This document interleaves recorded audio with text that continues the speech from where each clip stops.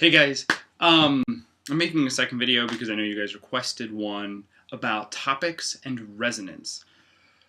And this is something as a class we're all needing to work on. It's one of our bugaboos. And a bugaboo is a really old word meaning something that haunts you, something it's like the monkey you can't get off your back. Most of you guys have progressed so much as writers. A lot of you guys are already great writers, and you're just kind of putting on your academic writing hat, because let's be real, this is Composition 101. We're learning how to be academic writers, because through the rest of this program and your college career, you're going to have to be writing all sorts of papers for college professors, and they speak a specific language, clearly. So today I want to talk about topics and resonance. Resonance, again, is the thing in an essay or any piece of writing that makes it really live. It's that deeper, human, sticky stuff that really catches our interest. You can think about why people still talk about or read Shakespeare's plays today, even though they're practically written in a language that isn't English and they're almost 500-600 years old, is because they're resonant. You know, he talks about love and loss and loyalty and betrayal and heartbreak. These are things that are all humans worry about, from all cultures and all eras. It's just that universal human stuff that really gets us interested. And I know I'm not asking you to write Shakespeare plays, but we want our writing to be heard. You know, writers want to be listened to. Speakers want to be listened to. And that's where the resonance really comes in. No one wants to just say something out into the corner and be ignored. And I know I've said this before, and I'm just hitting it again. Resonance gets you listened to. So you clearly want to be resonant in the thesis, because that's when you really grab your audience in, and they go, okay, I'm going to commit to reading a 4 to 6 page paper, because I can see clearly that maybe you're talking about Marshall McLuhan, and I don't care about that, but I can feel how it talks to me. You've explained how this communicates to me. It's going to resonate in my heart or my mind, and you're going to have a ready listener. Every time you break a paragraph, there is that space on the page. I call that the commercial break, because in those split seconds, as a reader goes, all right, that paragraph ended, jumping to another one, they could lose interest. They could say, screw it, it's a lot easier to watch TV than read this. Heck, I'm really hungry, let's go to Subway. In that commercial break, you can really risk losing a reader. So the bones of the essay, the thesis, the topics, and the transums are really important, because you really want to hold your reader's interest and really keep them involved.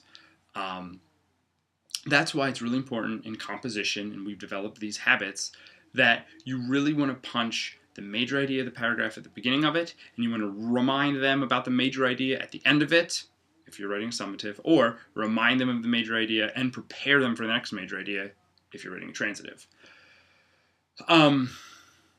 But you really do want to be summative and resonant in those positions, because if I just read your introduction and your first body paragraph, and I come to that first commercial break after the first body paragraph, and I really liked it, and then the next body paragraph throws my face right into Brooks, or throws my face right back into McLuhan, I could go, oh yeah, you know, I never read that Brooks article, or oh yeah, I never read that McLuhan, and I could get bored or disinterested. So you want your topic to be that big idea.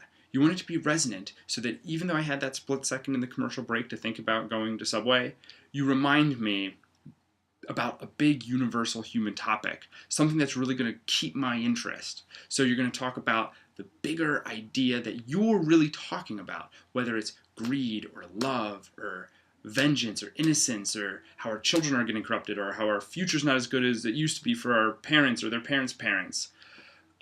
The bigger resonant ideas. You want to start with those, because then your reader goes, oh yeah, this matters to me.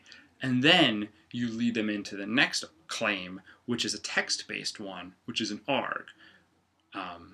So you start with the resonant claim, then you move into a text-based claim, and it's like a funnel. You're funneling your reader back down into the meat of it, the evidence, and the textual analysis, and then you funnel back out, and you're making that analysis relate back to your bigger idea about love or justice or loss or children, the bigger resonant claims. So again, we're going to revisit this image. This shows, hopefully it makes more sense now, the weaving in and the weaving out.